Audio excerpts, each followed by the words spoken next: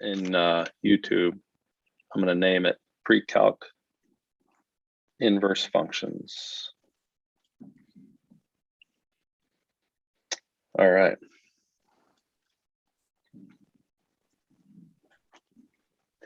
All right, so let's talk about inverse functions here. We've got, they want us to do, this is called functional composition. They want us to plug G into F, and then they want us to plug F into G and determine whether they're inverses of each other. So the only way that, or if they were inverses of each other, this would equal X and this would equal X. They would both equal X, because Y equals X is, let me give you a little history of that. Remember Y equals X, that's this line right here. That's the line that goes like this, diagonally cuts through the first and third quadrant. Yeah. And Y equals X happens to be the line where if you have two functions, they're inverses of each other if it flips over that. So let's say I have this line right here. That line would be an inverse function of, that's not a very good example.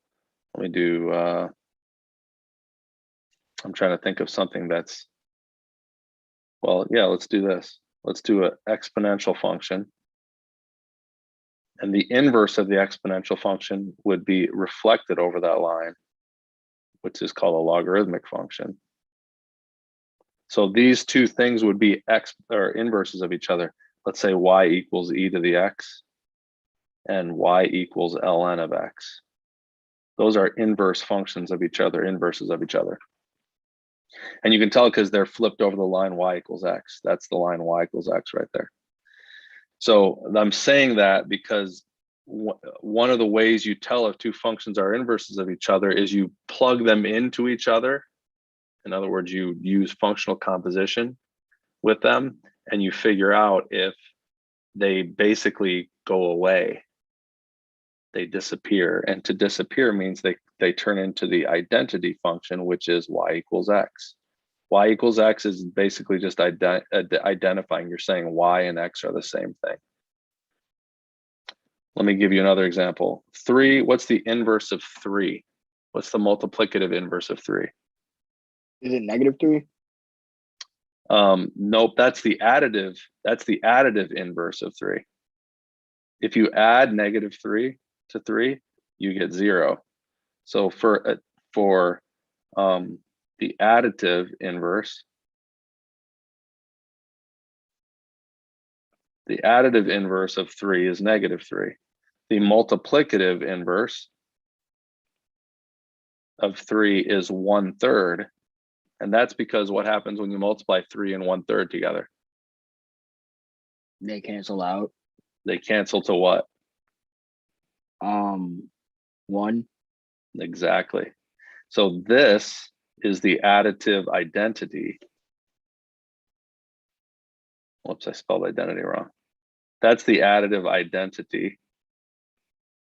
And 0, and 1 is the multiplicative identity. I'm giving you kind of a quick summary of inverses here so you can understand.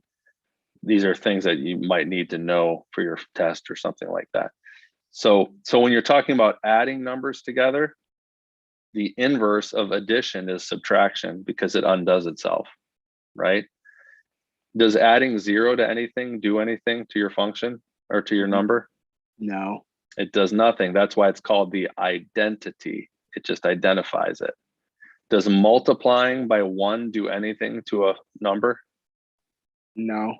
It does nothing. That's why it's called the multiplicative identity. Now, so what we're basically doing is now we have a different kind of an operation, and that operation is composition of functions. When we're composing functions together, we're basically trying to find out how we can undo something. How can what can I, like if I'm given this number, how can I undo 3? Well, I can add a -3 or subtract 3, right? Because when we're solving equations, we want to be able to do that. We want to be able to undo an operation so that we can get a variable by itself, right?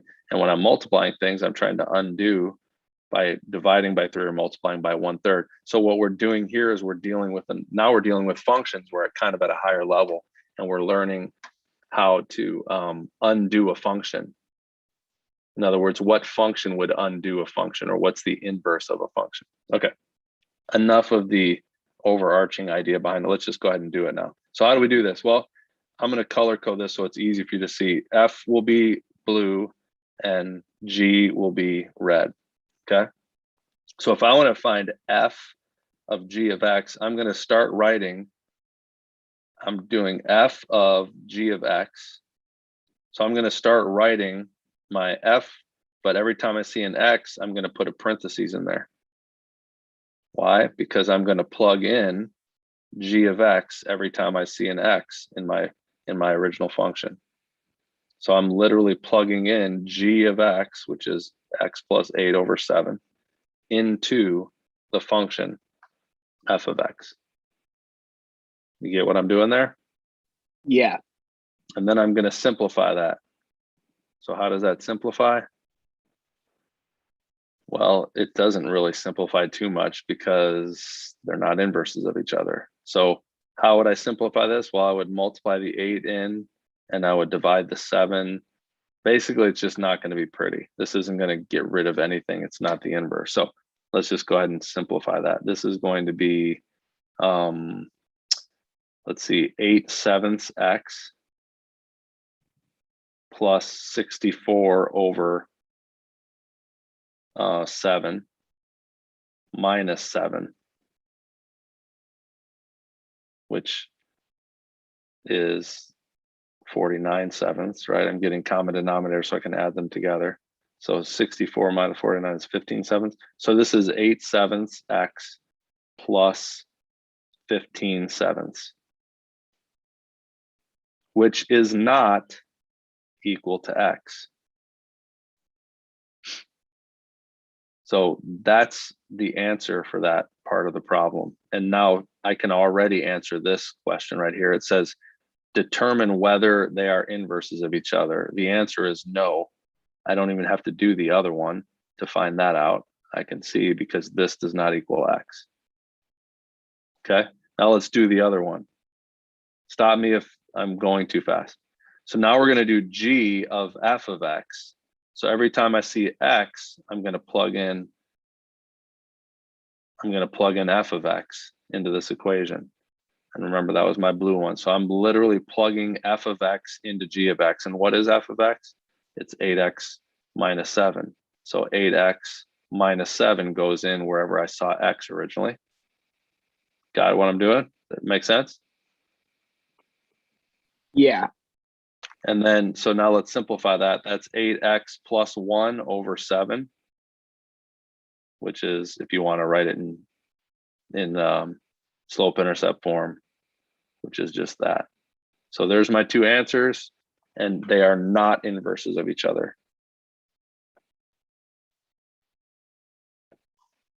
Okay.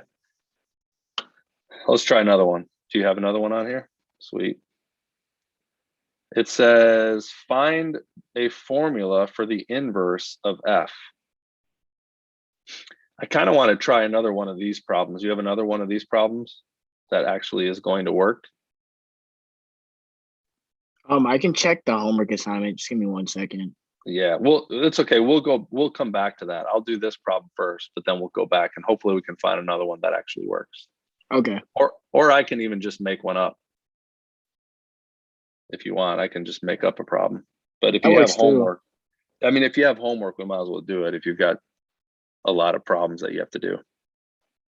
But let me try this one. Let me show you how you do these problems. So it says, find a formula for the inverse of F. So the way you do these problems, when they tell you a function and they want you to find the inverse, you do this. First, you exchange F and Y, X and Y, sorry.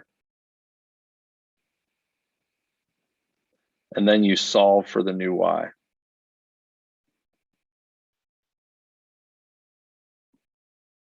That's how you find the inverse function. So I'm going to remember F is your Y, right? So this is saying that y equals the cube root of x minus 9. So I'm going to flip the x and the y. Anytime I see a y, I'm going to write x. Anytime I see an x, I'm going to write y. And now I solve it for the new y. So now I'm trying to get this y by itself. So what do I get rid of first in order to get this y by itself? The -9. Not yet. Sorry, I can't. the cube Yep. root. Very good. And how do I undo a cube root? You have to cube the x2. Very good. You got to cube both sides, right? So we're cubing both sides. So I have x cubed equals, now these things cancel each other out, y minus 9.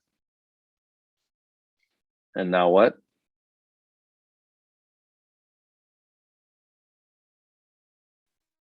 You add 9 to the other side of the equation. Perfect. And there it is. So the last step for this would be write f inverse of x instead of y. So my last step is I'm going to say f inverse of x equals x cubed plus 9. And guess what? We can check if it actually worked by using what I just did on the last problem. So you ready? Let's try it. Let's find out what f of g of x is first. So I'm going to plug g of x in. Let's call this g of x, right? For our purposes here. Actually, no, let's not do that. Let's just call it f inverse of x. So I'm doing f of f inverse of x. So what would I do? I'm going to start writing my function out, f of x, color coding. I'm going to start writing it out, but instead of writing the x, I'm going to put what in here for x?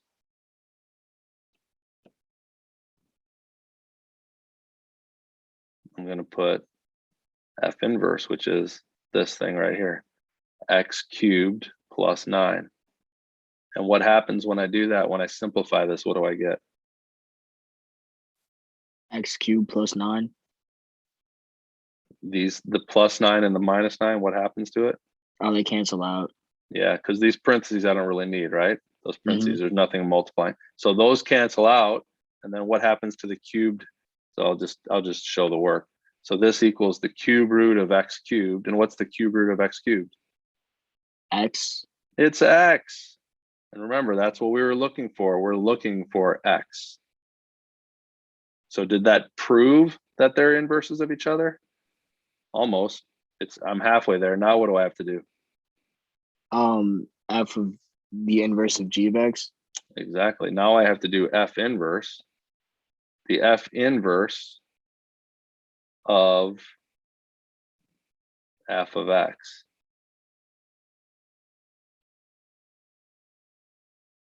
F inverse of f of x. So I'm going to write out my f inverse, which is x cubed plus 9. And I'm going to plug in the function, the original function, which is the cube root of x minus 9. And what's going to happen when I do that? What's the first thing I have to do? The 9s are going to cancel out. Not yet. I can't cancel these 9s yet because I first have to deal with these things, right? Inside the parentheses. So these, what happens to these two things? Oh, those cancel out. Yeah. And then I get x minus 9 plus 9. And now the 9s cancel out. And hey, look what I got. I got x. So I know I did it right. Any questions about that? That means they're inverses of each other, right? When they both equal x. Yeah, okay. that means they're inverses of each other. Now you didn't have to do this, by the way. You didn't have to do this, but that's how you would have checked it. If you really wanted to prove it, that's how you could have proved it. What I did here, I knew that was going to work, but I wanted to kind of redo a problem like what they gave here with what I just found. So I showed you how to start with a function and turn it into, or find the inverse of it. Okay. Sound good? Yeah. All right, let's try another one.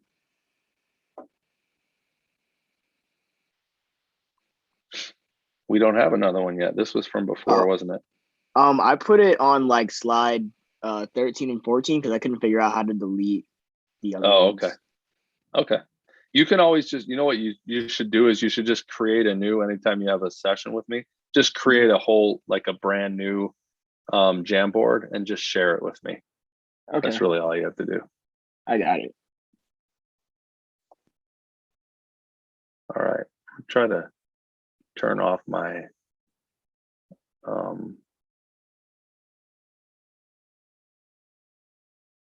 notifications on here, but I'm trying to find it and I can't find it. Okay. So this one says, given this function, find the inverse. So let's do that same thing that we just did. Now, the only difference here is notice that they're telling us that x has to be greater than or equal to 0. And remember, when you're finding the inverses, the x's become y's and the y's become x's. So let's just remember that. When we're done, we're going to say that y has to be greater than or equal to 0. All right. Give me 1 second. I'm trying to figure out how to turn off notifications. Take your time. Can you hear the buzzing, or is it just me? I cannot hear the buzzing. Okay, it must just be in my ears, but it's kind of driving me crazy.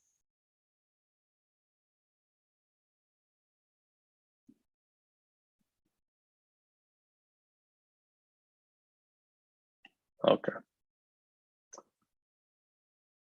For some reason, notifications aren't popping up on my computer when I go to the notifications.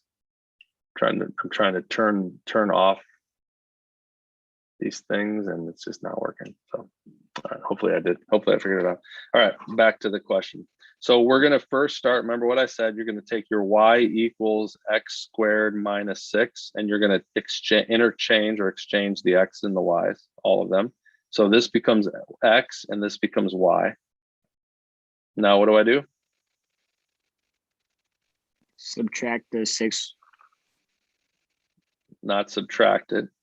Or sorry, add it to the other side of the equation. I'm adding it. Now what do I do?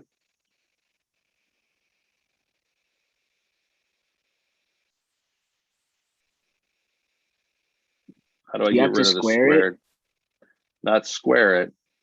What's the inverse of squaring something? What undoes a square? A cube root. Not a cube root. Or a square root, sorry. A square root, right? So I'm going to square root both sides. Now, when I do that, just so you know, technically what I have to do is I have to put a plus or minus sign in front of it. Okay. However, remember what I said before. Remember I said, hey, notice that we're only dealing with x is greater than or equal to 0, which means y has to be greater than or equal to 0, which means which one of these signs can I erase? I can erase the minus sign, right? Because negative is not greater than 0. A negative in front of a square root is not greater than 0. So I know that y has to be greater than or equal to 0, which I actually don't even need to write this now. I don't even really need to write this anymore, because this equation right here, or this equation, y can't be negative. So I don't even have to write that anymore. So let me tell you why they had to do that. Remember what kind of function this is right here? X squared. What's x squared minus 6? What does that look like? What kind of a graph is that? Quadratic. Yeah, and which is a parabola, right? And it shifted down. It shifted down 6, right? So it's right here, and it's going up like this, and up like this, right? Well, that problem, that graph does not have the inverse of that is not a function. right? The inverse of this is not a function, because if I were to flip it over the line y equals x, have you talked about flipping over the line y equals x? I mean, I talked about it before, but do you understand what I mean by that? The Yeah, we talked inverse, about it briefly in class. So yeah, the inverse function would be f inverse of x would have been plus or minus this, or yeah, plus or minus the square root of x plus 6. That would be the inverse. And your graph would look like this. It would be here, it would be here, and it would be here. This would be your 6. That's what your graph would look like. But that yellow graph is not a function, right? mhm. It's not a function because you can draw a vertical line through and it will touch in 2 points, which means it's not a function. So what they do is, instead of telling you that your equation was x squared minus 6 for all of these points, it limited the domain by saying that x had to be positive. So what that means is I can erase this.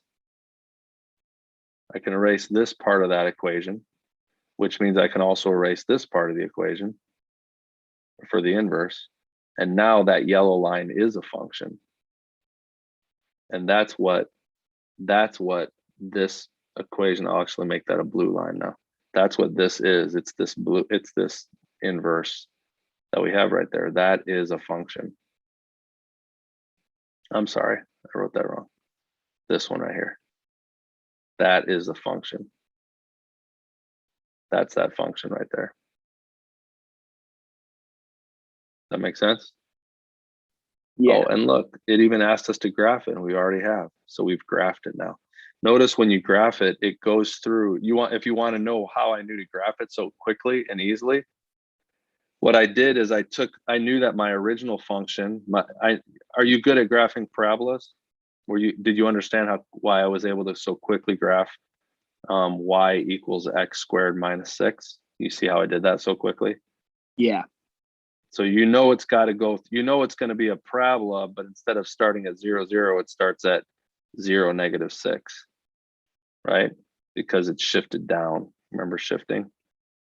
And then because it said that y has to be greater than or equal to 0, I'm not going to draw the left side of that graph, because it says that y has to be positive. I'm sorry, x has to be positive. So I'm only starting here at x equals 0, and then I'm going to the right only, not to the left. Now, here's the shortcut. I'm going to teach you the short way when you have a graph, the easy way to find the inverse. You know that it's going to be flipped over that line. But another thing you can think of is every y and x flip places. So if my point down here is 0, -6, then what's that point going to be when I flip them? 6, 0. -6, 0. Yeah, don't change the signs. That's right. And also, you know that wherever it crossed the line y equals x, it's going to touch that same point, because the x and the y are equal to each other there. That makes sense? So the x and the y flipping wouldn't do anything. So I know this point is there, and I know this point is there, and so it's going to be a reflection over that red line, and that's what it's going to look like. So that's the quick way to graph an inverse of a function. All right, part C says use interval notation to give the domain and range of both of them. Very nice. So what's the domain of the original function? Let's look at the original function. That's the blue function. I'll write this in blue. The domain of f. What's the domain of f?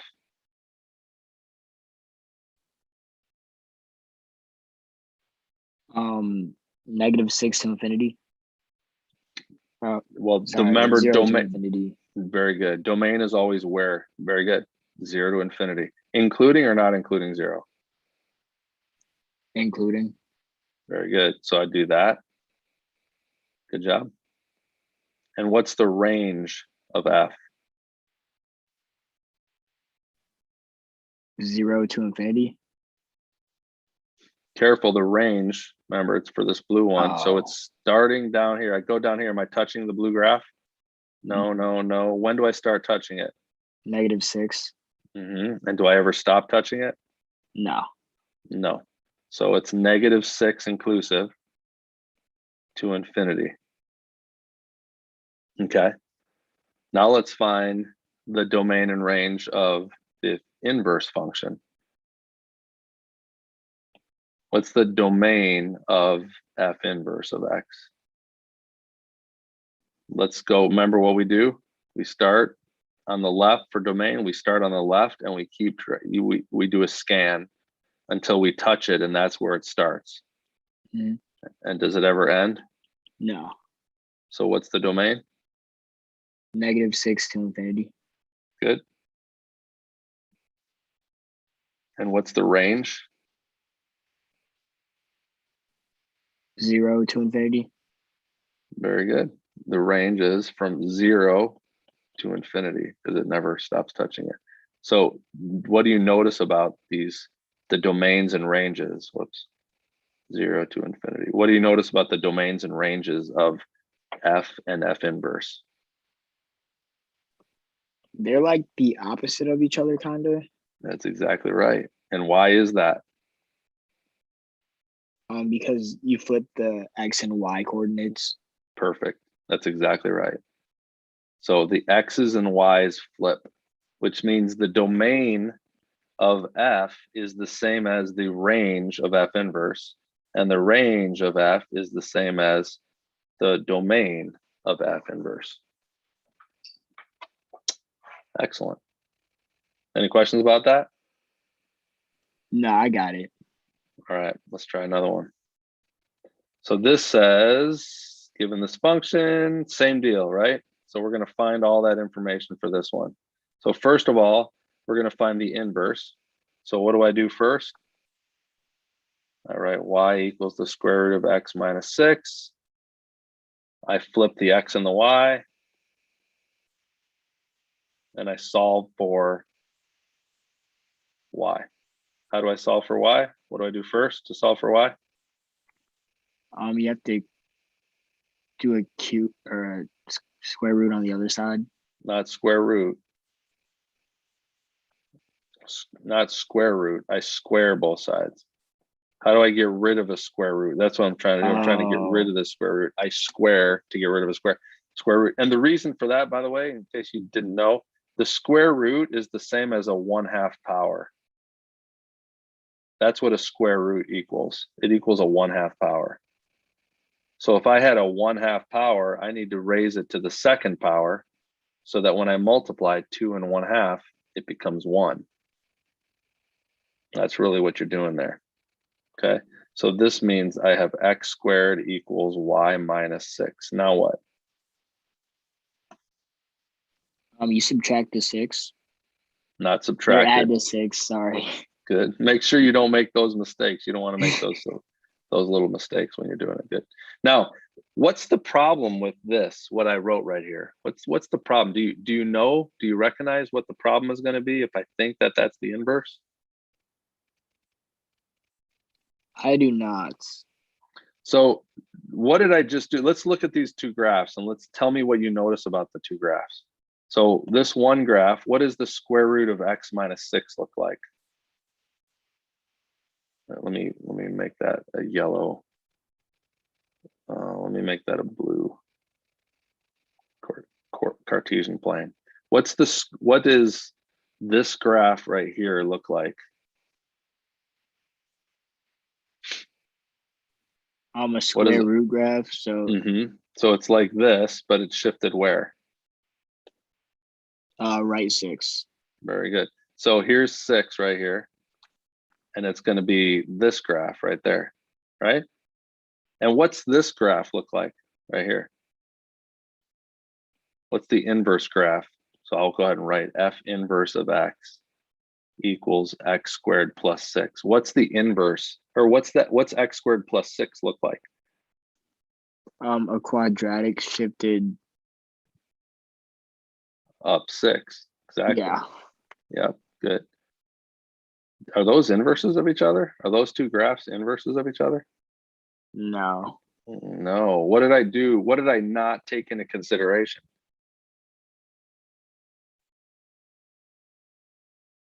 What did I not take into consideration when I did this right here?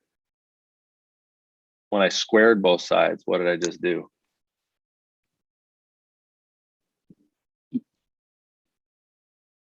Let me ask it this way. What does this not, or what is the range of this function?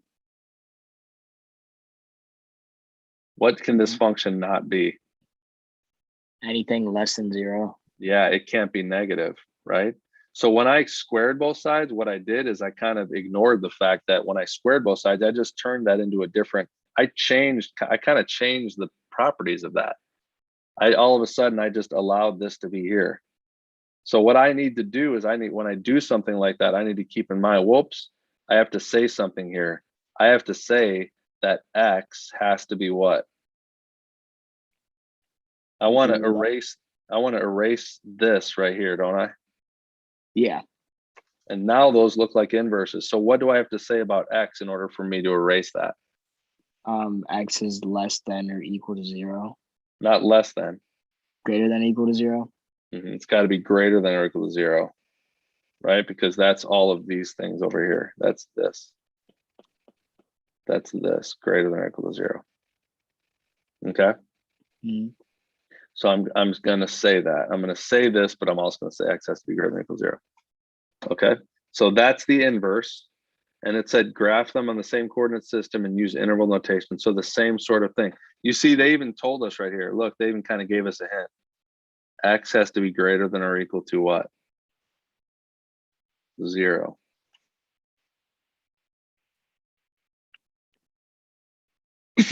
Okay. You understand how to come up with that, or you understand why we had to do it that way? Yeah. All right. So now we are going to, we just did graph them, which is good because now I can even see on this graph, I'm like, oh yeah, that's a reflection. See how it's a reflection over that line? That's a reflection over that line. And then it says use interval notation to give the domain and range. So what would the domain of the function be? Let's go the domain of f of x and the range of f of x. What's the domain of f of x? Look at that black graph. What's the domain? 6 to infinity. Good. Inclusive, right? 6 comma infinity. What's the range? Of the black graph still? Yep. Of the 0 to infinity. Good. Inclusive, right? And what's the domain and range of the inverse? The domain is 0 to infinity. And the range? The range is 6 to infinity. Perfect. And again, you'll note that the domain of the function is the same as the range of the inverse, and the range of the function is the same as the domain of the inverse. Excellent. Awesome. You want to find some more? Put some more on there? Yeah, I think I have a couple more questions on here. That you already put on here? That I have not put on there. Okay. Yeah, go ahead and throw them on there.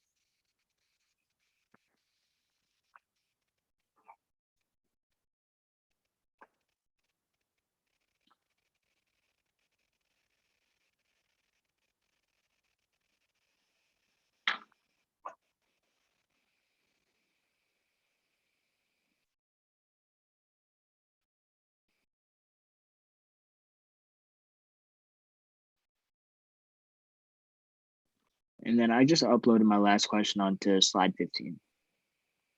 Okay.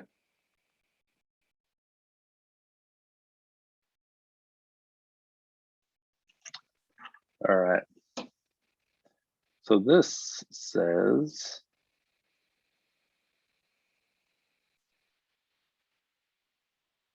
all right, given this function, find the inverse, graph them, and then use interval notation. Oh, so they're actually, you're trying to figure out which one is the graphed one. So is this correct or not correct? That is incorrect. Or sorry, that's the correct one. I put I was in the gonna say wrong this one. this looks correct. Yeah. That one looks correct. So the way you would have done that again is you interchange the x and the y. So x equals y plus 7 cubed. So to solve for this for the new y, we're going to take the cube root, right? So first take the cube root of both sides. So the cube root, and that just gets rid of that, and then subtract 7.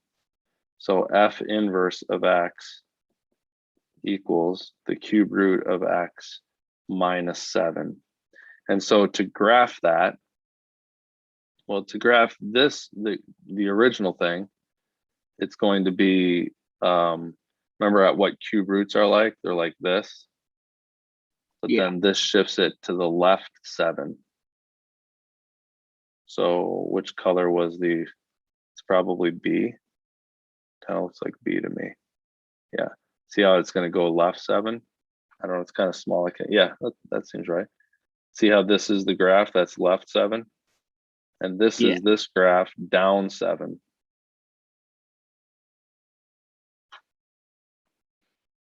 So B is the correct answer. And then it says use interval notation to give the domain and the range. So the domain is going to be all real numbers and all real numbers for both. Because there's no, if you look at the black line, that's going to touch it everywhere. And that's going to touch it everywhere. And then also look at the red, this red graph, that's always going to touch that. And that's always going to touch it for the range and domain. Domain, always, range, always. Because remember, even though it looks like it's not going everywhere, it is eventually going to get everywhere. It's eventually going to get all the way as high up as you want, and eventually it's going to get as low as you want because it's angling down.